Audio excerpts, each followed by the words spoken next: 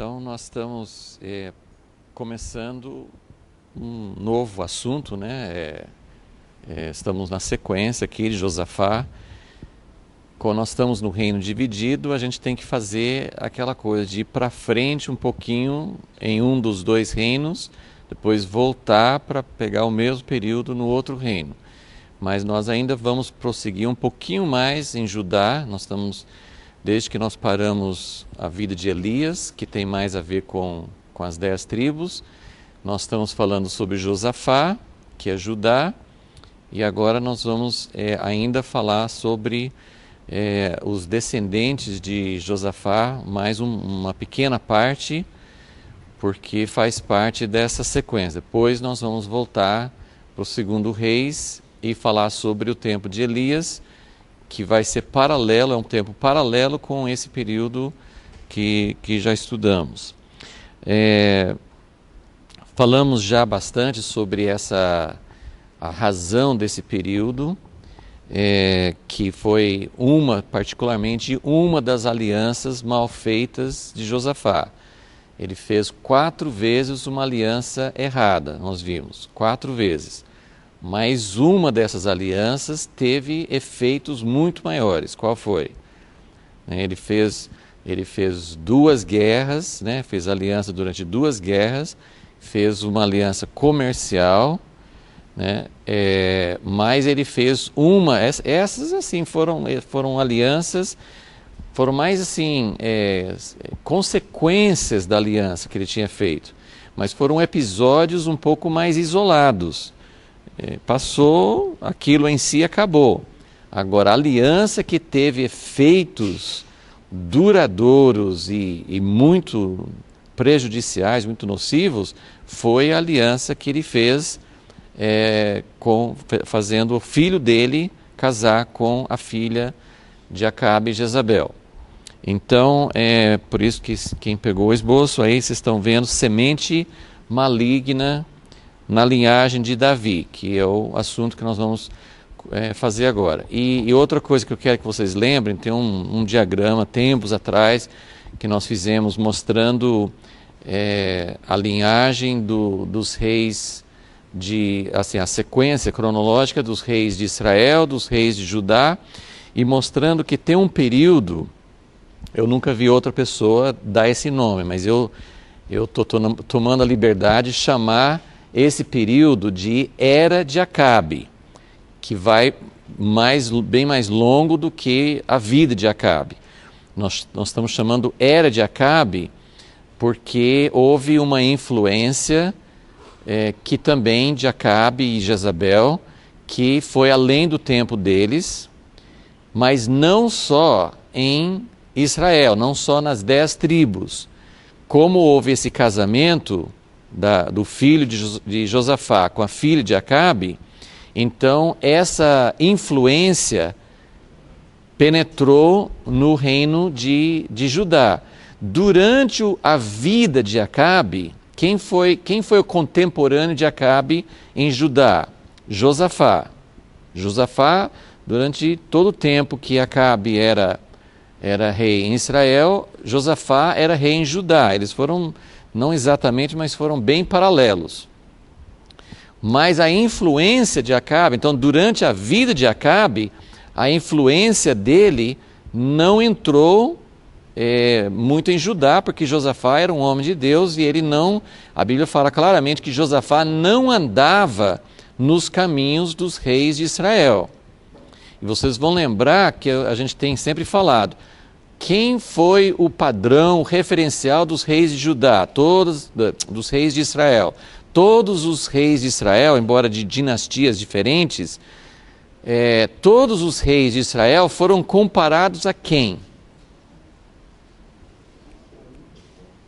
Jeroboão, o primeiro rei do reino dividido das 10 tribos. Jeroboão, ele foi o padrão, no sentido assim, ele abriu um caminho errado e todos os reis de Israel, das 10 tribos, foram comparados a Jeroboão, com o fato interessante, assim, eles comparavam e todos eram pessoas né, que seguiam nos caminhos, nos pecados de Jeroboão. Nenhum fugiu desse pecado. Alguns foram um pouquinho melhores, um pouquinho diferentes em alguns aspectos, mas todos seguiram o caminho de Jeroboão, andaram segundo o pecado dele.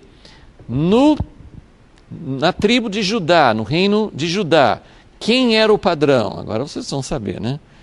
Davi. O padrão que todos os reis de Judá eram comparados era Davi, se eles andavam ou não no caminho de Davi. E no caso de Judá, nem todos andaram no caminho de Davi. Então eles eram comparados, e inclusive alguns eram totalmente fora, outros eram bem semelhantes e outros andavam, mas não de coração total. Então nós temos 3 categorias para os reis de Judá. Agora olhem comigo em 2 Crônicas 21, que agora vai falar sobre o filho de Josafá, esse indivíduo que casou com a filha de Acabe e Jezabel, ok? 2 Crônicas 21. Então descansou Josafá com seus pais, e com eles foi sepultado na cidade de Davi. E Jorão, seu filho, reinou em seu lugar. Agora eu quero que vocês vamos pular para o versículo 5. Da idade de 32 anos era Jorão quando começou a reinar, e 8 anos reinou em Jerusalém. Agora, nesse período, nós temos uma confusão tremenda, porque o filho de Acabe, que está reinando nessa mesma época, também chama Jorão. O filho de Acabe chama Jorão, e o filho de Jeosafá chama Jeorão, né? Então, faz muita confusão. Espera aí, de quem que nós estamos falando? Então, no versículo 5 diz, da idade de 32 anos, né, ele começou a reinar, 8 anos reinou em Jerusalém. Agora, presta atenção, acabei de falar que os reis de Judá eram comparados a quem? A Davi, só que aqui não. Presta atenção. Versículo 6. Andou nos caminhos de quem? Dos reis de Israel, como fizera a casa de Acabe.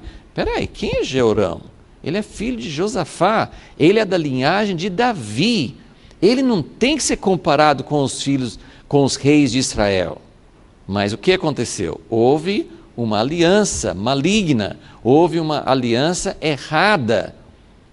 E ele é casado com a filha de Acabe e Jezabel.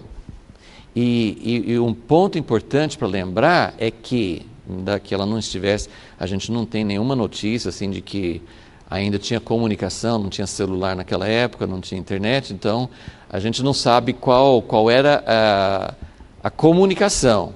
Mas Acabe já tinha morrido, mas Jezabel não, Jezabel está viva aqui nessa época.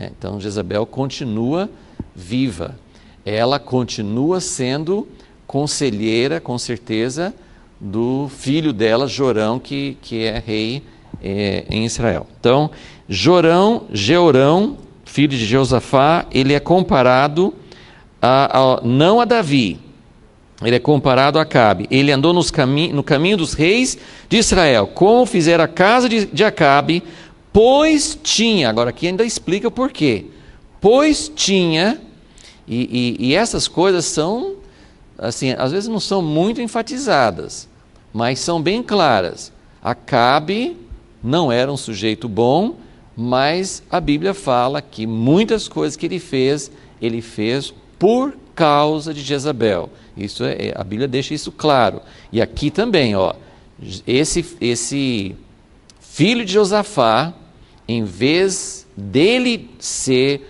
o líder, em vez dele ser a pessoa que tem a direção, ele anda nos caminhos dos reis de Israel. Por quê? Por quê? Porque ele é casado, mas aqui fala, porque tinha a filha de Acabe por mulher, fez o que era mal aos olhos do Senhor. Então, aqui nós temos essa descrição. Então, Hoje nós vamos, assim, hoje eu quero dar assim, só uma visão rápida, nós não vamos entrar muito assim, nos pormenores da vida ou do reinado, não tem muitos fatos do filho de Josafá, mas eu queria que vocês pegassem assim, esses 3 reinados, né, no seu esboço você tem a relação dos 3 reinados, os 3 governantes que vieram depois de Josafá, e que fazem parte da era de Acabe. A era de Acabe influenciou muito as 10 tribos, mas influenciou a tribo de Judá, o reinado de Judá, a descendência de Davi, por algum tempo. Então aqui vocês têm na sua folha, Jeorão, por 8 anos, filho de Josafá. Depois de Jeorão, vai entrar o filho dele, neto de Josafá, Acasias. Só quero que vocês vejam aqui, capítulo 22, depois que Jeorão morre, ele morre, inclusive, por causa do juízo de Deus. Ele tem uma morte horrível. Depois nós vamos ler isso, o resto do capítulo 21 fala de uma carta, inclusive, assim, é um ponto que até pode levantar dúvidas, realmente eu não sei exatamente como explicar isso, porque é uma carta de Elias, só que nesse período de tempo, Elias só se ele mandou a carta, como ele não morreu, foi direto para o céu, talvez ele escreveu uma carta de lá, não sei, mas assim, cronologicamente, essa carta, assim, tem umas dúvidas, como eu mostrei para vocês na última aula. Jeorão, filho de Josafá, começou a reinar quando? Então tem algumas confusões de datas, e como eu disse, assim, isso não coloca em questão a inspiração das Escrituras. Pode ter até erros, em termos assim, de pessoas que copiaram, ou talvez até documentos, isso não tira a inspiração das Escrituras. Tem também o fato de que os escritores e o tempo da Bíblia, assim, eles não eram tão preocupados com fatos científicos, com fatos históricos tão precisos como nós olhamos hoje. Então tem todas essas questões para analisar. Mas o importante é que houve uma carta. Será que algum copista errou o nome? Não era Elias, era Eliseu? Não sei. Mas a coisa importante teve uma carta de Elias. Outro ponto importante, que Crônicas não fala nada de Elias. Toda a história de Elias nós só temos em Reis. Não menciona uma vez Elias no relato de Crônicas. Só aqui, a carta dele. E essa carta não tem em Reis. Então é uma coisa interessante sobre esse fato. Então é um fato assim, um tanto diferente, né, para você, assim, para você analisar. Mas teve uma carta de Elias para Jeorão, falando: porque você agiu assim, assim, assim, Deus vai julgar você com uma doença horrível. E ele sofreu com uma doença terrível, teve uma morte terrível, que é descrito no capítulo 21, mas hoje nós só queremos pegar essa visão desses 3 governantes e falar sobre um dos aspectos que nós podemos tirar desse período. Então, primeiro foi Jeorão, 8 anos. Ele casado com a filha de Acabe. Essa filha, inicialmente, não dá o nome dela, só que depois dá o nome, até no capítulo 21, não fala o nome dela. Já tinha falado que Josafá fez a aliança, casou, o filho dele casou com a filha de Acabe, não deu o nome. Agora no capítulo 2 vai aparecer o nome. 22, versículo 1. Então, depois da morte de Jeorão, os moradores de Jerusalém fizeram Acasias, filho mais moço de Jeorão. Ele se tornou rei. Versículo 2. Acasias era da idade de 22 anos, quando começou a reinar. 1 ano reinou em Jerusalém. Era o nome de sua mãe. Agora nós vamos descobrir o nome dela. Até então, não tinha aparecido o nome. Era o nome de sua mãe, Atalia. Aqui fala filha de Onri. Quem é Onri? Quem é Onri? Ele é pai de Acabe. Foi quando começou a era de Acabe. A gente chama a era de Acabe porque ele é o mais conhecido, mas na verdade Acabe já era um sucessor. Quem começou essa linhagem terrível, quem foi responsável, assim como Josafá foi responsável por casar o filho dele com a filha de Acabe, quem foi responsável por casar Acabe com Jezabel? Sabia disso? Quem foi responsável? O pai dele, Onri. Então percebe, a era de Acabe, que a gente dá esse nome por ser mais conhecido, a era de Acabe começa com o pai de Acabe, Onri. Então aqui fala que Atalia era filha. Muitas vezes a Bíblia usa esse termo, filha ou filho, no sentido de descendente. Na verdade ela é neta, ok? Aqui, ela é neta, porque quem era Atalia? Era a filha de Acabe e Jezabel. E Acabe era filho de Onri, portanto, se a cabeça de vocês estiver girando muito, né? Atalia é neta de Onri. Olha só, versículo 3. Ele também não foi comparado com Davi, Acasias. É o segundo que não é comparado com Davi. Percebe? Quem está influenciando, quem está dando o padrão, a forma que os reis de Judá estão seguindo, não é mais Davi. E nem a comparação se eles andavam ou não segundo Davi. A comparação agora é com os reis de Israel. Então, aqui Acasias, versículo 3, ele andou nos caminhos de Acabe, pois sua mãe, aqui outra vez, dá a razão. Isso aqui não foi uma coisa sutil, não foi uma coisa que ninguém sabia. Por que Acasias andou nos caminhos dos reis de Israel? Porque sua mãe era sua conselheira para obrar impiamente, fez o que era mal aos olhos do Senhor, como fizera a casa de Acabe, pois eram seus conselheiros, depois da morte de seu pai, para a sua perdição. Gente, vocês estão percebendo a importância? Eu tenho falado já, a gente está mexendo com esse assunto de alianças, influências, amizades, vínculos, como isso é importante. Isso tem aplicação, muitas coisas no Velho Testamento nós estamos pegando a implicação, assim, a aplicação simbólica. Isso aqui representa, hoje não tem mais exatamente Baal ou Azerá, hoje é diferente e tal. Agora, essa questão de aliança, de casamento, não é simbólico, gente, é real.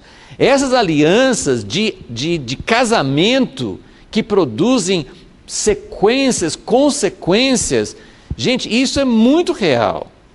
Isso tem outros tipos de aliança, outros tipos de vínculos que nós podemos aplicar também, mas até hoje o vínculo mais forte, que mais influencia a vida de uma pessoa é o casamento. Então isso aqui, gente, isso não é brincadeira. Hoje, quem já tem filhos crescendo, né, como eu, que estão casando, pensando em casamento, nós não pensamos mais assim em casamentos arranjados, casamentos já que os pais determinam antes, mas por outro lado, os pais não deveriam assim, ai meu filho, minha filha, escolha quem você quiser, tá aí, ore e faça o que você quiser. Não é bem assim também, porque isso é uma coisa que influencia profundamente a vida de uma pessoa, não é algo que deve ser feito sem pensar e orar muito, tem influências enormes na vida de uma pessoa. Agora é lógico que tem também várias implicações além do casamento, né? Ok, então, esse período, Jorão ficou 8 anos, ele morreu porque ele foi julgado por Deus. Então, nós temos uma entrada muito perigosa, muito prejudicial, um rei tão maravilhoso como Josafá, ele tem uma sequência terrível. E aí eu fiz um diagrama simples aqui, só para ilustrar uma coisa. Eu queria que vocês pensassem. Eu tenho pensado nisso desde, quando nós falamos também sobre Salomão, Roboão. A gente fica pensando, para Deus, a restauração, quando no tempo de Davi e Salomão, não era nem restauração, porque eles não tinham chegado lá ainda. A não ser que você pense, está restaurando o que perdeu com Adão. Mas tem algumas coisas que nunca foram alcançadas, outras coisas foram alcançadas e perdidas. Então, restauração, nós estamos voltando a alguma coisa que foi perdida. Mas uma coisa assim que eu fico observando na história, por exemplo, tem 1000 anos, eu sempre falo sobre isso, acho que todos vocês já ouviram isso, mas tem 1000 anos de Abraão até Davi e Salomão, 1000 anos. Nesses 1000 anos, Deus foi construindo um povo, uma nação, para chegar na terra prometida, para formar o reino dele. Então você pode fazer você pode pensar nesse lado aqui, nessa subida, nesse lado de subir, como todo o período em que Deus está pegando o homem lá embaixo, depois da queda, e está passo por passo. Quem já fez algum tipo assim de escalada de montanha, quem já assim, quem já foi na Bahia, e subiu, lá naquela, é penoso, como é difícil subir, demora. Agora lá não tem a descida que eu vou falar aqui, essa descida aqui é diferente. Você tem que pensar mais, vamos falar sobre, sei lá, uma toboágua, Você vai subindo os degraus, não é tão difícil assim, mas vamos dizer assim, a subida, assim, a comparação que eu queria falar aqui é simplesmente o seguinte: para subir é difícil, é demorado, é penoso, demora, você conquista cada degrau, você conquista com dificuldade. Agora, para você descer, para descer a toboágua, assim, tem que ter coragem, Mas para descer, é soltar e vai, de uma vez. Gente, Salomão chegou aqui, você pensa, o pico de Davi e Salomão, 1000 anos chegando lá. O próprio Salomão já começou a descida, o Roboão foi lá embaixo. Não levou uma geração para ele chegar aqui embaixo. O que foi conquistado com dezenas de gerações, você perde num instante. Gente, isso é assustador. Eu olho para isso aqui e eu fico, meu Deus, que coisa difícil. Tudo bem que depois, para subir, depois que já foi conquistado, talvez a nova subida pode não ser tão demorado assim, porque é algo que já foi conquistado. Então nós podemos ver isso na história também, que não é tão difícil, mas por outro lado, é difícil porque o que foi alcançado em Salomão nunca mais foi alcançado pelo povo de Israel. O que foi alcançado no livro de Atos, na igreja apostólica, nunca mais. Nós podemos falar de avivamentos, podemos falar de momentos na história que houve uma visitação de Deus e subiu num pico e Deus abençoou, mas não é a mesma coisa. Então, realmente, a subida é difícil e a descida é muito fácil. É difícil você não descer, é difícil você manter essa posição, muito difícil. Então, isso aqui é uma reflexão. Asa foi bom, Josafá, o filho dele, foi além. Por isso que a gente tem falado assim, a outra geração, seja nos nossos filhos biológicos, sejam filhos espirituais, a preocupação da igreja, a preocupação do povo de Deus tem que ser: o que vai acontecer na próxima geração? O que nós estamos fazendo para preparar a próxima geração? Porque a próxima geração, se for bem fundamentada, se pegar aquilo que a geração anterior conquistou, se pegar mesmo, eles têm condições de ir além. Eles têm condições de subir mais alto. Agora, se a próxima geração perde um pouco ou tudo, tem que reconquistar de novo, vai gastar outra geração para chegar lá. Só que então, Asa, bom. Josafá foi além. Jeorão perdeu tudo. Perdeu tudo. Lembra como foi difícil tirar os altos? Lembra como foi difícil? Vai tirando. Asa tira, Josafá tira, tira outra vez. É difícil, já é difícil. Agora Jeorão chega, volta para o capítulo 21.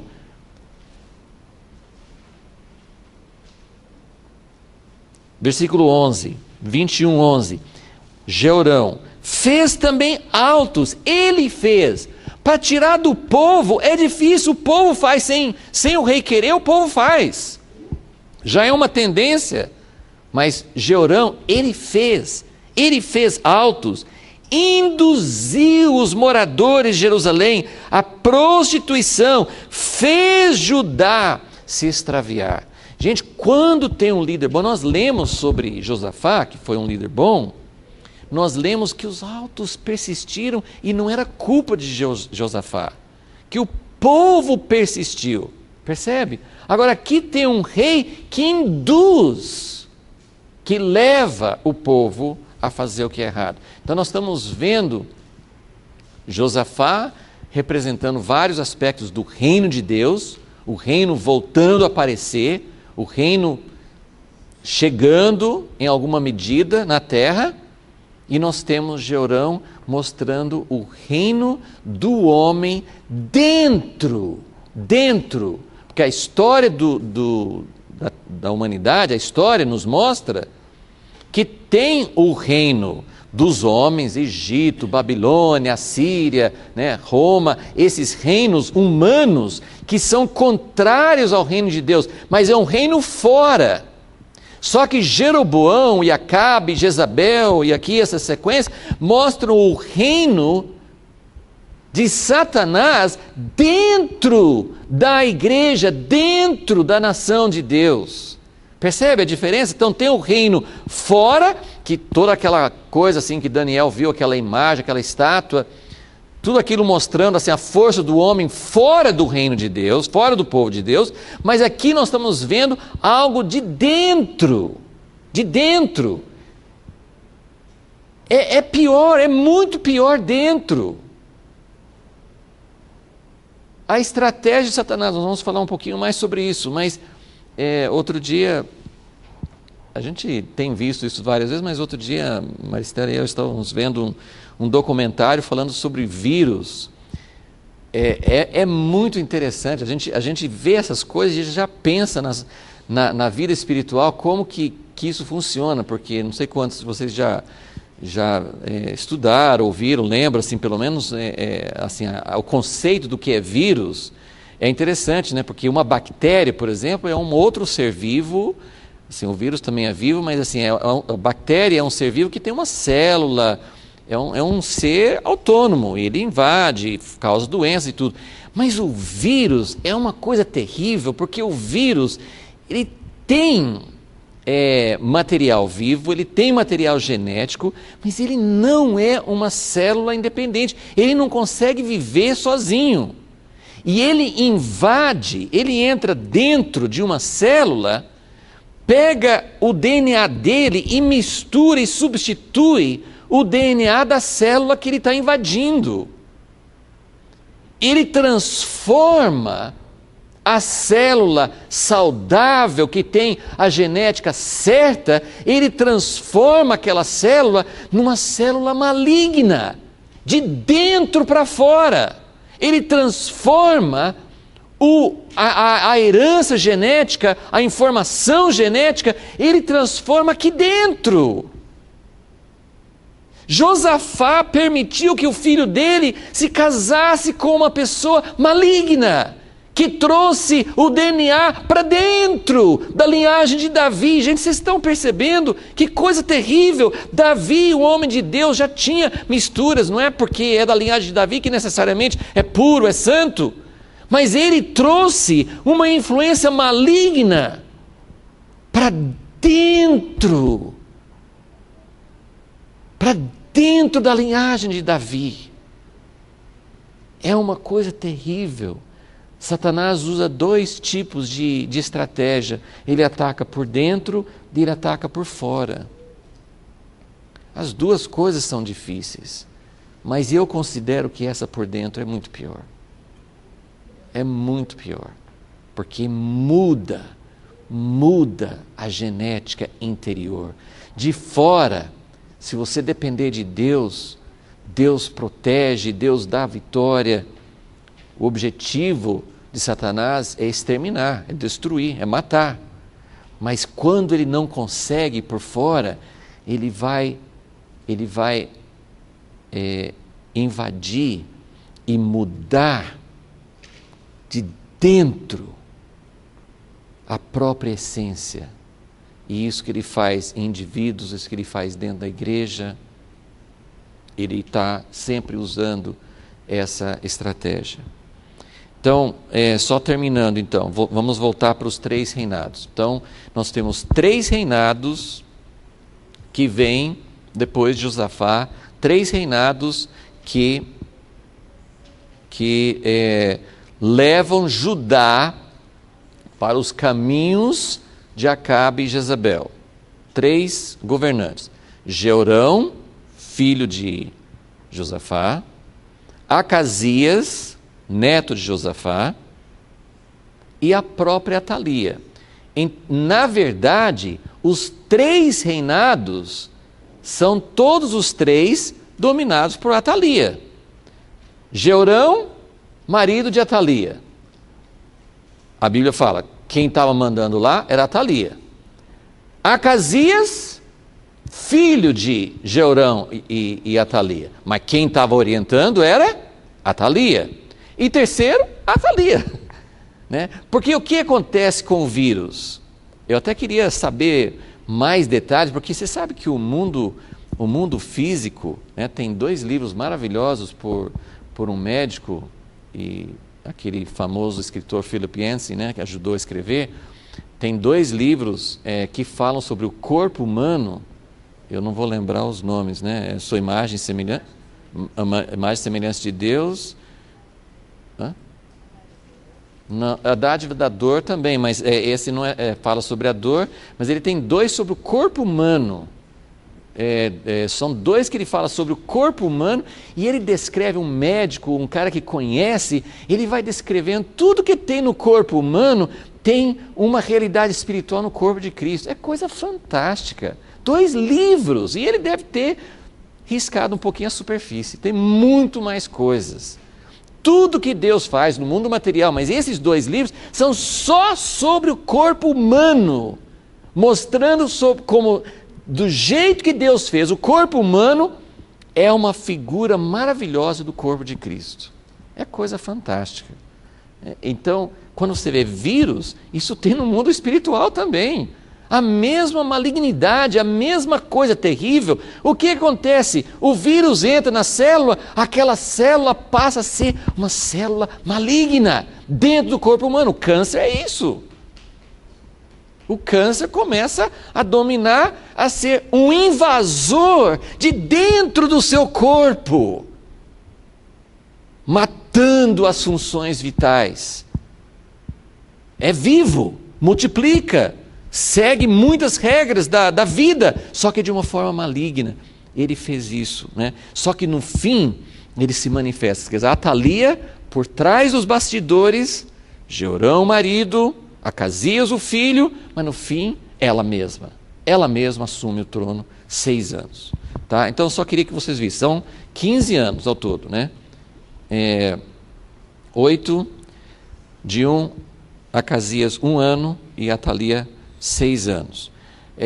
Outro fato que nós vamos estudar mais na frente é o seguinte: Jeorão morre, quer dizer, Deus está olhando isso passivamente? Não, ele permite certas coisas, mas Deus está olhando. Jeorão morre por causa de uma doença horrível. Leia a descrição, assim, é difícil até ler a descrição do que aconteceu com ele. Ele morre com uma doença terrível, Jeorão. Acasias, o filho dele, vai morrer quando Deus levanta lá nas 10 tribos um homem com uma missão. Olha só, Deus levantou um homem com uma missão, lá nas 10 tribos, lá em Israel. Esse homem chama Jeú. Ele foi ungido. É difícil a gente falar sobre essas coisas, né? Ele foi ungido para matar todos os descendentes de Acabe, inclusive Acasias. Tá? Então Acasias só reinou 1 ano porque ele foi morto junto. Então nós vamos estudar isso mais na frente, né? Quando a gente for voltar a estudar esse período, nós vamos ver o que Deus fez com Jeú e como ele morreu. Só que Jeú, ele tinha a missão de limpar as 10 tribos. Foi ele que matou Jezabel. Então, para vocês terem uma noção aqui, até quando durou Jezabel? Até quando durou Jezabel, que era a mentora da Atalia? Na verdade, a Atalia está seguindo os passos da mãe dela. Até quando durou Jezabel? Até essa morte de Acasias, depois de 1 ano, foi quando Jezabel morreu, porque Acasias morreu junto com toda a leva que Jeú matou dos filhos. Ele também faz um juízo de Deus sobre os adoradores de Baal. Tem um banho de sangue, nessa época, né? Então foi essa época que Acasias morreu e que Jezabel morreu.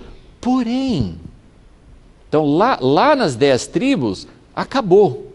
Descendência de Jezabel, reinado de Jezabel, dos descendentes dela, acabou. Junto com esse período no número 2 aqui de Acasias. Porém, em Judá ainda durou mais 6 anos. Porque, por alguma razão que a gente não sabe, Jeú não matou Atalia.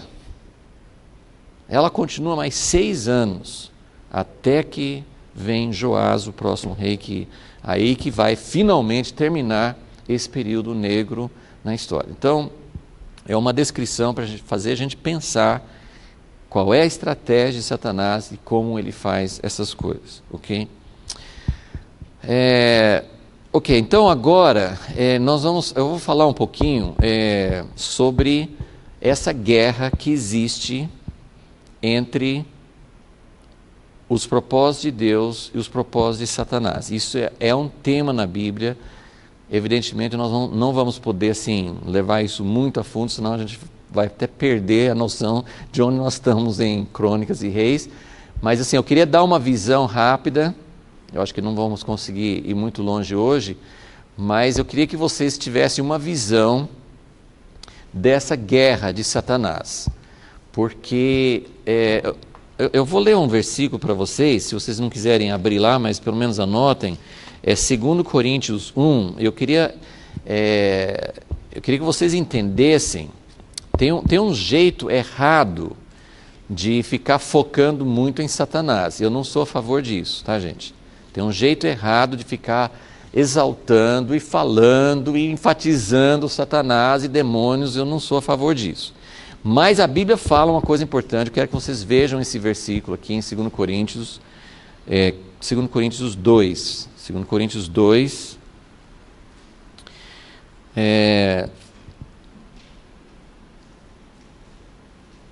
No versículo 10, eu vou ler só porque eu quero pegar o final do versículo 10 e o versículo 11. 2 Coríntios 2, 10 e 11. E a quem perdoardes alguma coisa, também eu, e o que eu perdoei, se é que tenho perdoado, por amor de vós, o fiz na presença de Cristo. A única coisa que eu quero que vocês vejam aqui agora é a frase final do versículo 10. Para que não sejamos vencidos por Satanás, ok? Para que não sejamos vencidos por Satanás. Nós estamos numa guerra. Essa guerra não é de hoje. Vou ler rapidamente para vocês onde que começou, pelo menos dentro do nosso relato histórico na Bíblia. Essa guerra começou lá no Jardim do Éden. Então, existe uma guerra. Não devemos ficar dando muita ênfase, muito foco, muita exaltação para Satanás, como ele é o Todo-Poderoso. Não, ele não é o Todo-Poderoso, ele é vencido. Mas eu quero que vocês vejam aqui. Paulo está falando uma coisa e ele termina dizendo: para que não sejais, ou para que não sejamos vencidos por Satanás. E o que ele coloca no versículo 11, que é um versículo curtinho? O que é importante? Qual é a nossa chave? Qual é o nosso segredo para não sermos vencidos por Satanás? Vocês olharam? Vocês viram o versículo 11? A gente não pode ser ignorante tem várias traduções. A minha fala: pois não ignoramos os seus ardis. Uma fala intenção, outra fala desígnio, outra fala plano. Pode usar essa palavra aqui, ó, estratégia. Toda guerra tem uma estratégia. Você não fica lutando assim, nós estamos lutando, não sabemos nem para quê, nem onde, nem como que nós vamos fazer. Não, tem uma estratégia.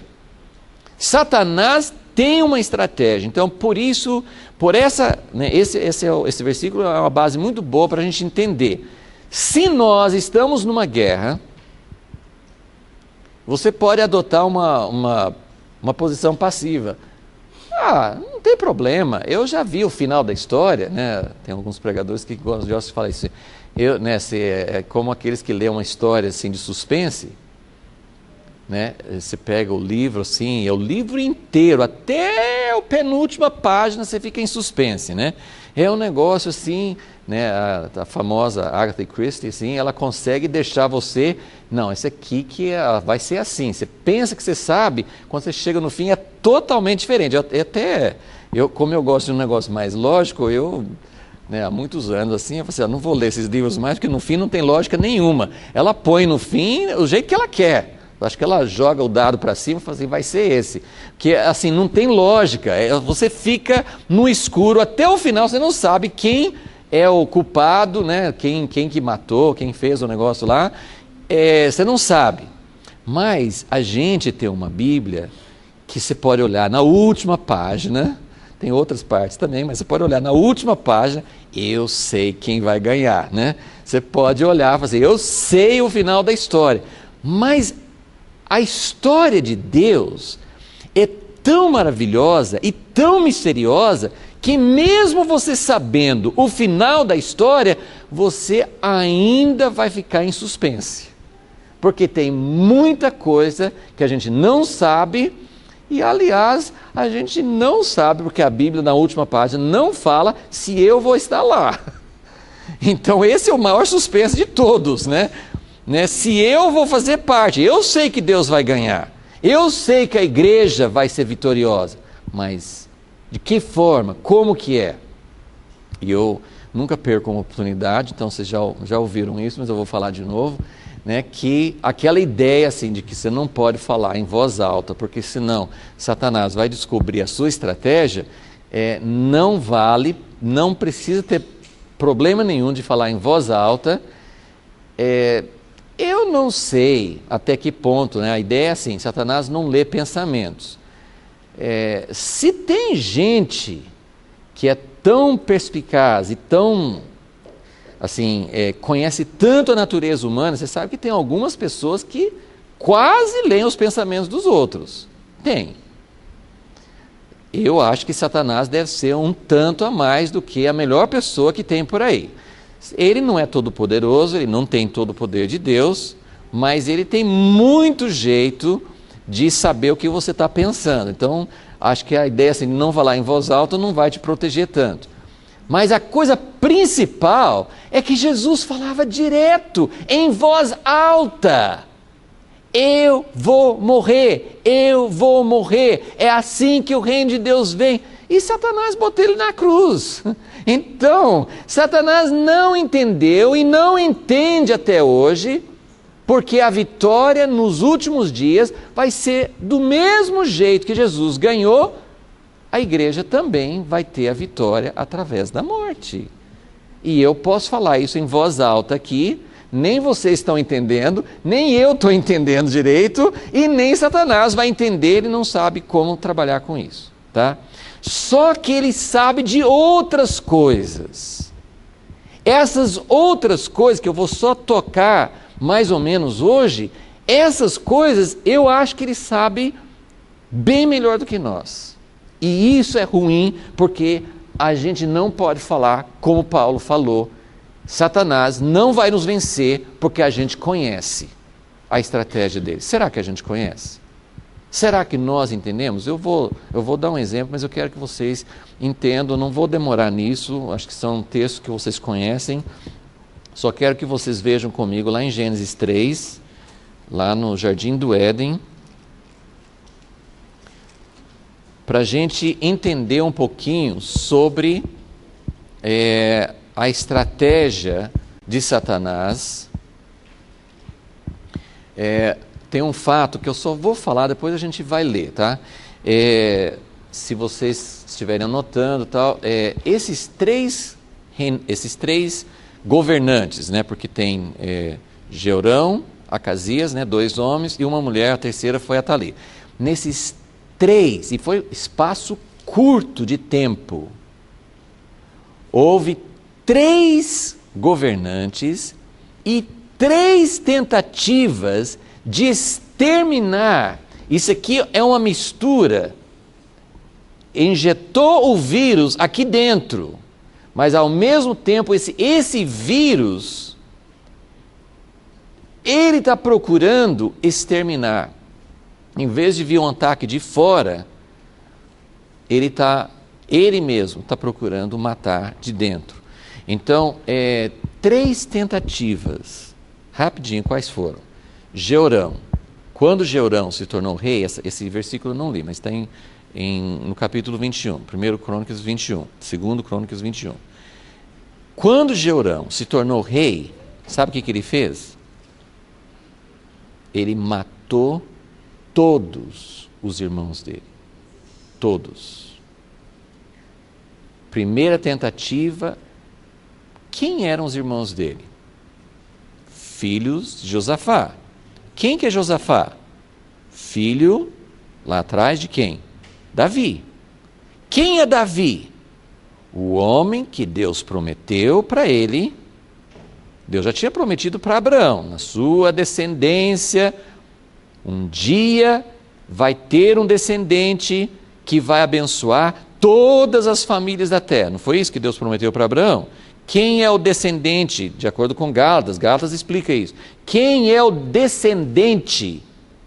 Porque Abraão tem uma descendência que nem as estrelas do céu, que nem as areia na praia do mar, não é isso? Ele tem uma descendência enorme, mas ele tem um descendente. No tempo dele era Isaac, mas Gálatas fala que o descendente não era Isaac. Quem é o descendente de Abraão? Jesus. Jesus foi o descendente. O descendente. Então tem uma descendência enorme, tem a descendência física de Abraão, se tornou o povo de Israel, mas ele vai abençoar todas as famílias da terra. Então, o descendente. Aí vem depois Davi, e Deus também faz uma promessa para ele. Davi, você não vai fazer a casa, lembra? Segundo Samuel 7, você não vai fazer a casa, é o seu filho que vai sentar no seu trono, ele vai fazer a casa para mim. Mas depois ele fala, então, mas seu filho, ele vai ser o filho, ele vai ser o cara, ele vai ser aquele que nós estamos. Se você lê lá em 2 Samuel 7, você vê claramente, Deus não estava falando sobre Salomão. Lá naquela palavra que ele falou com Davi, ele falou assim, nunca vai faltar uma descendência, ele faz um monte de coisa, mas ele fala, mas vai ter um filho seu, que ele vai ser filho para mim, ele vai ser aquele que vai fazer a casa que eu vou habitar para sempre. Você começa a ver que Deus estava falando de alguém. Quem é esse alguém? Jesus, o filho de Davi. Então, quando, nós vamos ver isso várias vezes, Satanás, ele não está assim, tentando mais ou menos. Satanás, agora sim, ele não sabe quando que é o Messias. Satanás não sabe. Qual dos descendentes, em que momento da história, o filho de Davi, que vai pisar na minha cabeça, que vai acabar comigo, quem é esse filho de Davi? Ele não sabe. Mas ele quer matar, ele quer destruir. Durante a história, tem vez após vez, Satanás tem uma estratégia. Ele quer acabar com a descendência. Ele quer destruir. Jeorão, ele mesmo é um descendente. Mas o primeiro passo dele é destruir todos os outros. Ele não sabe que ele está sendo inspirado por Satanás. Ele mata todos os irmãos. Então, só rapidinho. Tempo de Jeorão. Ele matou os irmãos. Mas aí ele teve um monte de filhos. Satanás falou assim, o negócio não tá bom ainda. Aí, antes de Acasias se tornar rei, vêm os invasores que Deus permitiu, uns árabes, uns povos de fora, e matam todos os filhos de Jeorão. Segunda tentativa. Só sobrou um. Olha só, ele está ali. Ele não está bobeando. Satanás está tentando fazer a estratégia dele. Então, no tempo de Jeorão, ele mata todos os irmãos. Depois, enquanto Jeorão ainda é vivo, vêm os inimigos e matam todos os filhos de Jeorão, menos um. Só sobrou um. Eles faziam um filho muito rápido, né? Não sei porque o negócio... Daí a pouco já tem demais. Acasias, ele é novo ainda. Mas quando ele é morto por Jeú, só um ano depois, Atalia toma o poder. O que é a primeira coisa que Atalia faz? Mata todos os filhos de Acasias, os netos dela. Ela mata os netos. É um vírus maligno ou não é? Quem que é essa mulher? Ela mata todos. Aí tem aquela história que acho que vocês devem lembrar mais, que a filha, ela era filha. Olha só como Deus consegue manter a linhagem apesar disso. A mulher que salva Joás, que vai ser o primeiro rei que vai reverter esse período de Acabe, a mulher, tudo isso é a história que nós ainda vamos ver na frente, mas eu só queria que vocês vissem esse panorama. A mulher que salva Joás da Atalia é uma outra filha de Atalia. Ela é filha de Jorão e... Bom, a Bíblia não fala quem que é a mãe dela, né? Ele pode ter tido filho com outra mulher, mas ela é filha de Jeorão, casada com um sacerdote, que foi o homem que realmente levou o povo de volta para Deus. Ela salva um filhinho de Acasias, chamado Joás. Então, em cada um desses casos, aí você pode levar, só queria que vocês vissem esse panorama. Lá na frente, quando Jesus nasceu, não teve uma outra matança? Lembra disso? Em Mateus, né? Herodes mata todas as crianças. O que Satanás queria? Tudo bem, o Herodes tinha razão dele, mas quem está por trás disso? Satanás está pensando, tem uma criança em Belém, eu tenho que matar o Messias. Ele não conseguiu, mas foi por pouco, né? Porque Deus avisou José e ele fugiu. Então, vamos lá em Gênesis rapidinho, eu só quero que vocês vejam aqui na sua folha. Aí são as tentativas de exterminar a linhagem da promessa. Então nós temos primeiro uma guerra que existe desde o Éden até o Apocalipse. Então só vamos poder falar sobre isso, que o tempo já acabou. Gênesis 3,15, então. Quando Deus fala, depois do pecado, ele fala com a serpente, depois ele vai falar com a mulher e depois com o homem, né? Mas com a serpente ele fala assim, no versículo 15: porém inimizade entre ti e a mulher, entre a tua descendência e o seu descendente. Este te ferirá a cabeça e tu lhe ferirás o calcanhar. Estava declarada a guerra. Essa guerra começou nesse ponto. Na verdade, essa guerra começou antes, porque Satanás já tinha caído. Antes disso, ele já estava ali tentando acabar com os propósitos de Deus. Então, na verdade, essa guerra começa antes, mas a gente tem muito pouca informação sobre antes, então nós vamos nos ater mais a esse período. Então, uma guerra começa e ele fala, eu já fiquei pensando, gente, A serpente, que é Satanás, ele não tem descendência. Vocês notaram? Assim, tem a descendência da serpente e a descendência da mulher. Satanás não tem filho, mas ele planta a semente dele do vírus. Então ele tem uma descendência através do vírus que ele planta. Na verdade, a guerra já tinha começado, porque Deus colocou o homem no jardim, depois colocou a mulher para ser ajudadora dele. Deus tinha um plano, os dois juntos vão cumprir uma missão de Deus para trazer o reino de Deus para essa terra, para tirar do universo a semente maligna que originou em Satanás antes. Deus tem um propósito e Satanás já estava ali tentando colocar a semente dele dentro da mulher, que foi o que causou o pecado. Então você percebe como Satanás é astuto, como ele, a Bíblia fala no versículo 1, a serpente era o mais astuto de todos os animais do campo. Então, de todas as criaturas de Deus, Satanás é o mais sábio, é o mais inteligente, que tem mais, sabe mais como fazer as coisas, e ele trabalha muito através de colocar esse vírus dentro. Então, eu só quero que vocês vejam o início, não é bem o fim, mas é perto do fim. Então, vamos lá para Apocalipse. Eu quero que vocês vejam essa descrição aqui, porque talvez é a descrição mais clara que nós temos na Bíblia dessa luta e como o dragão, como você sabe, assim, Gênesis é o começo de todas as coisas, Apocalipse é a consumação, A serpente no Jardim do Éden vira o dragão em Apocalipse, Então tudo que começa, ali, esse é o começo, mas no fim é uma coisa enorme, Então no livro de Apocalipse nós temos o dragão, que é a mesma serpente, mas ele expandiu, a influência, expandiu a maneira dele de agir. Em Apocalipse 12 nós temos uma descrição daquilo que vai acontecer entre a serpente e a mulher. Não tem um finalzão aqui, mas aqui tem uma descrição importante e um ponto assim, que eu queria que vocês observassem.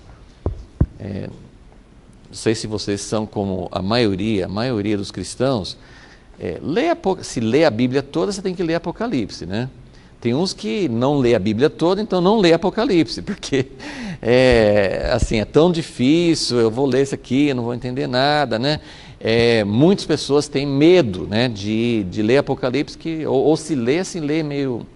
Bom, estou lendo aqui, mas não entendi nada, mas se você já estudou alguma coisa, se você já procurou alguma ajuda de comentário ou livros explicativos, esse capítulo 12 é um capítulo que quase todos, eu digo quase todos mesmo, mesmo aqueles que não são assim, aqueles teólogos que talvez não buscaram assim, tanta revelação do Espírito Santo, são mais assim, de estudo intelectual, mas mesmo pessoas que têm mais luz da palavra de Deus, a maioria acha que esse capítulo 12 está descrevendo o nascimento de Jesus. Nós não temos tempo para ler o capítulo todo, mas eu vou pegar alguns versículos assim para vocês pegarem o cenário. Capítulo 12, versículo 1. Viu-se um grande sinal no céu, uma mulher vestida do sol. Fantástico, Essa mulher tem que ser uma mulher de Deus, Porque ela não pode se vestir do sol e ser uma mulher qualquer. Ela é vestida do sol. Ela tem a lua debaixo dos pés, entendendo provavelmente que a lua representa uma luz refletida. À noite quando tem a lua cheia, você tem uma luz, mas é uma luz que não dá vida. Não é a luz da lua que faz as plantas fazerem a fotossíntese, assim, não é uma luz que dá vida, ok? Então a luz da lua, ela é bonita, é a luz que na verdade vem do sol, a lua não tem luz dela, é uma luz refletida. Então, quando você fala de sol, você fala assim de vida. O sol tem uma reação atômica que está produzindo energia, luz, vida, né? Toda a nossa vida na Terra vem da energia que vem do Sol. Então ela tem a fonte da vida.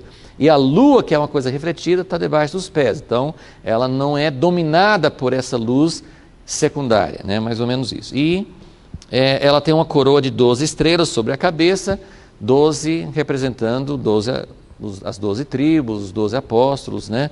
Que é o governo de Deus. Ela estava grávida. Então, a maioria dos comentaristas falam, ou isso é Maria, que vai dar à luz Jesus, ou é Israel, a nação de Israel, mas naquele tempo.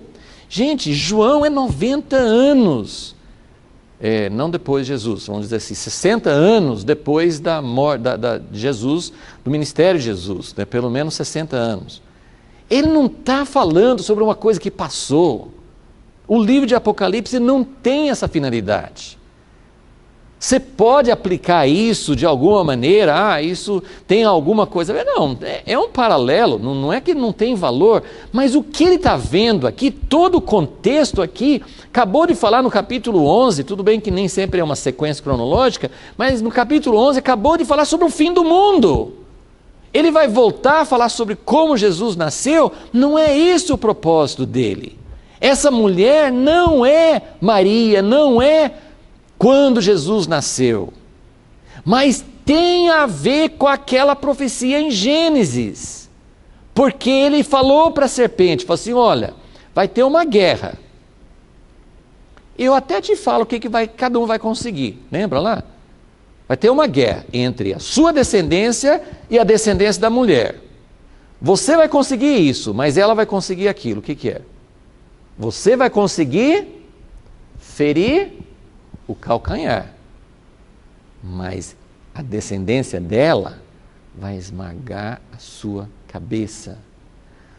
Satanás, de acordo com o que a gente lê nos evangelhos, os demônios, ele sabe que um dia ele não vai conseguir toda a vida, mas ele quer prolongar o máximo que pode. O objetivo de Satanás vou impedir, vou dificultar, já que Deus deixou essa brecha, já que Deus não pisou, não me amaldiçoou, não me feriu de morte no dia que aconteceu, eu vou usar o tempo que eu tenho para fazer o estrago que eu puder. Ele sabe que um dia a descendência da mulher vai esmagar a cabeça, acabou. Ele vai fazer o quê? Tudo possível para não acontecer. Por isso, o que ele queria? Não vou deixar a descendência de Davi, eu quero acabar com a descendência de Davi. Porque eu escutei, o profeta falou, um dia o seu filho vai estabelecer o reino sobre toda a terra. Satanás sabe quem é.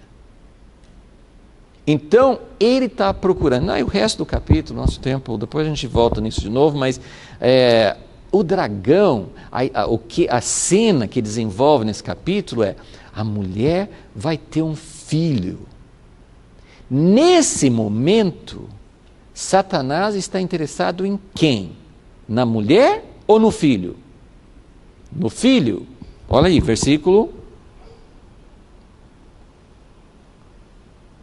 4, falando do dragão, segunda parte do versículo 4. O dragão parou diante da mulher que estava prestes a dar à luz, para que, dando ela à luz, lhe devorasse o filho.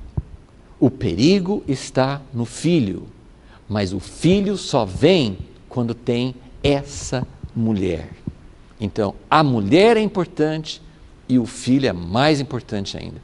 E aí, nós vamos continuar desenvolvendo esse assunto na próxima aula. Só quero terminar essa parte com o seguinte pensamento. Nós não podemos ser ignorantes das intenções, da estratégia, do plano, né, qual palavra que você quiser usar, do inimigo. Nós não podemos ser ignorantes. O que Satanás quer? Vamos colocar isso, só quero que vocês pensem sobre isso. É um pensamento que eu estou colocando para vocês. sobre a igreja nos nossos dias. Satanás quer evitar que todas as pessoas, qualquer pessoa que você... Satanás, ele não quer que ninguém, assim como Deus não quer que ninguém pereça, Satanás não quer que ninguém ache a vida, não é isso? O que a igreja hoje sabe sobre a estratégia de Satanás é mais isso. Satanás não quer que as pessoas sejam salvas. Nós temos hoje igrejas, como vocês bem sabem, que enfatizam muito isso. Lutar contra Satanás, expulsar Satanás, é demônio aqui, é demônio ali. E tem muita gente que é liberta. Eu não estou. Eu acho que não é 100% do que falam ali que é verdadeiro, mas não é 100% errado. Muita gente é liberta de Satanás, né? Tem demônios sendo expulsos. Isso tudo faz parte de alguma coisa. Jesus fazia isso. Ele expulsava demônios. Então isso faz parte da estratégia de Satanás e faz parte da estratégia do reino de Deus. Quando vieram para Jesus, em Mateus 12, falando assim, eles não falaram diretamente com ele, mas ficaram assim, criticando. Esse homem aí fica expulsando demônios, lembra? Os fariseus, os que não gostavam dele, esse homem fica expulsando demônios, ele expulsa demônios pelo príncipe dos demônios. Eles falaram assim, que absurdo, Satanás está lutando contra ele mesmo? Então isso vale para nós hoje. Jesus disse, se eu estou expulsando demônios, se eu sou movido pelo príncipe dos demônios, então o reino de Satanás vai cair, porque qualquer reino dividido não vai subsistir. Ele falou assim, esse argumento de vocês é absurdo, não vai subsistir. Então, ele disse, isso é absurdo, mas se eu, esse versículo é muito chave, se eu estou expulsando demônios com o dedo de Deus, se quando eu expulso demônios é o dedo de Deus que está expulsando, então o reino de Deus chegou para vocês. Porque o reino de Deus é expulsar Satanás. Deus não vai dividir o espaço dele com Satanás. Para trazer o reino de Deus para a terra, Satanás tem que ser expulso. Ok, muito bem. Então essa parte está muito misturado hoje, muito assim, tem coisas que a gente não pode talvez apoiar totalmente, mas é uma coisa que está acontecendo. Tem igrejas, tem pessoas, tem ministérios que têm, vamos dizer assim, se especializado nisso e tem acontecido, e tem pessoas fazendo isso também dentro de um equilíbrio correto, né? Mas o que eu queria dizer é o seguinte, Satanás se incomoda, eu não vou dizer que ele não se incomoda, Satanás se incomoda com todo esse estrago que está sendo feito. Cada pessoa que é resgatada, cada pessoa que sai do reino das trevas e vem para o reino de Deus é um prejuízo para Satanás. Ótimo. O que eu queria colocar para vocês é o seguinte, a estratégia de Satanás não é só manter as pessoas individuais no reino dele. A estratégia de Satanás, o que Satanás quer? Ele sabe que quando essa mulher aparecer, de onde que vem a descendência da mulher? O perigo para Satanás é o descendente. Ele já perdeu aquela primeira etapa. Todo o Velho Testamento, o que Satanás queria? Ele queria impedir todas as coisas que Deus estava fazendo. Dividir o reino, estragar. Ele está ali para estragar. O que ele puder estragar, para ele é lucro. Mas ele tem uma coisa em vista. Eu tenho que acabar com a descendência de Davi. Porque é ali que vem o homem que vai me derrotar. Ele perdeu. Então, durante todo o Velho Testamento, nós vamos ver vários exemplos, várias ocasiões em que isso aconteceu. Só que Jesus já veio, derrotou Satanás, derrotou. Só que essa derrota ainda não foi efetivada, ok? Satanás ainda está pintando e bordando, é ou não é? Ainda está. E agora Satanás sabe, melhor do que nós, que tem uma segunda parte do plano de Deus. O descendente de Abraão, ou o descendente de Davi, já veio. A derrota de Satanás já foi decretada na cruz. Mas para que essa derrota seja realmente efetivada, precisa ter um descendente, precisa ter uma história que está muito bem descrita nesse capítulo 12. Uma mulher que agora não é mais um descendente individual, agora é um corpo, é uma igreja, é uma noiva, é um filho que vai nascer. É Israel que vai convidar Jesus para voltar para Jerusalém. Tem umas coisas coletivas que precisam acontecer. Em relação a Israel, por exemplo, Satanás está lutando, tem lutado para destruir Israel. Está lutando até hoje. Até hoje não, mais forte hoje do que assim, isso cada vez mais forte. Para destruir Israel. Se não tiver uma nação de Israel, se não tiver um povo messiânico em Jerusalém, Jesus não pode voltar. E Satanás não quer que Jesus volte. Que quando Jesus voltar, o jogo acabou.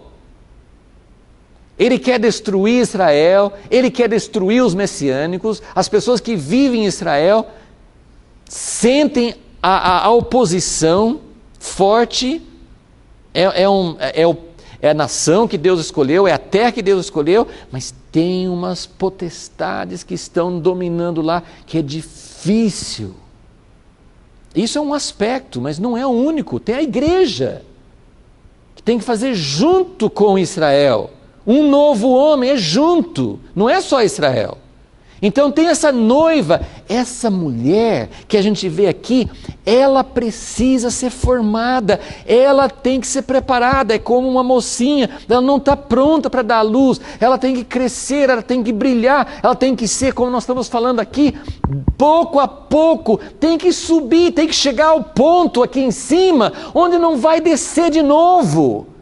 Onde vai ter um filho, algo vai acontecer. E você lê esse capítulo 12, o dragão não conseguiu pegar o filho. E o filho foi arrebatado para o trono de Deus. Houve uma guerra no céu e Satanás foi expulso. Está tudo aqui. Isso é uma coisa que não aconteceu ainda. E Satanás está lutando, ele tem que destruir. Nós ainda não chegamos no ponto dessa mulher. Agora Satanás ainda está tentando impedir a mulher de ser formada. Mas quando ela for formada, ele está lá espreitando, ele está lá diante da mulher, ele tem que tentar de todo jeito. E aí continua, a história continua que mesmo depois disso, mesmo depois dele expulso para a terra, ainda tem guerra, ele vai para perseguir a mulher, ele vai fazer até o último momento. Então, essa é a visão rapidinha da guerra, começo e mais para o final. E na semana que vem nós ainda vamos ver algumas outras partes, né? Uns outros momentos na história em que Satanás estava tentando impedir, porque a gente precisa entender um pouco essa luta. É meio tenebroso, né, falar sobre essas coisas, né? É meio assustador, mas se você é daqueles que quer ver Jesus vencer, você sabe o resultado final, então a gente fica mais seguro, né? Nós sabemos que a vitória de Jesus é garantida. Você não fica assim não tem nada dentro do seu sangue que ferve. Eu quero fazer parte desse combate, eu quero ver Jesus vencer. Eu sei que eu não tenho força para vencer esse dragão, mas vai ser muito bom ver esse dragão vencido para sempre, não vai? Mas para isso tem uma estratégia, tem um plano, e é fascinante, gente. Isso tem muito suspense, tem tudo que você pode imaginar dentro dessa história. Se os homens fazem filmes interessantes, escrevem livros interessantes, você não acha que Deus escreve uma história muito mais interessante? E a gente está chamado para fazer parte disso. Senhor, nós pedimos, ó Deus, pedimos a Ti, Senhor, ó Deus, nosso pedido é por nós, que nós queremos fazer parte, mas, ó Deus, que mais e mais o nosso coração anseie mais por Tua vitória do que por nós mesmos, Senhor. É mais importante que o Senhor vença do que qualquer consideração individual. Satanás está lutando não só para segurar indivíduos, mas ele está lutando para impedir a Tua igreja. E a maioria de nós, a maioria da Tua igreja não tem entendido isso. Nós não temos entendido a estratégia de Satanás. Nós não temos entendido como ele está levando prejuízo quando as pessoas são arrancadas do reino dele, mas ele ainda não está preocupado porque ele não está vendo essa mulher, não está vendo esse filho varão pronto para nascer. Ó Deus, ajuda-nos a entender essa estratégia e a fazer parte junto contigo, ó Deus, do Teu grande plano, porque o Senhor tem preparado um grande plano para derrotar o inimigo e para trazer o Teu reino sobre a terra. Ajuda-nos, Senhor, em nome de Jesus, a fazer parte disso. Amém.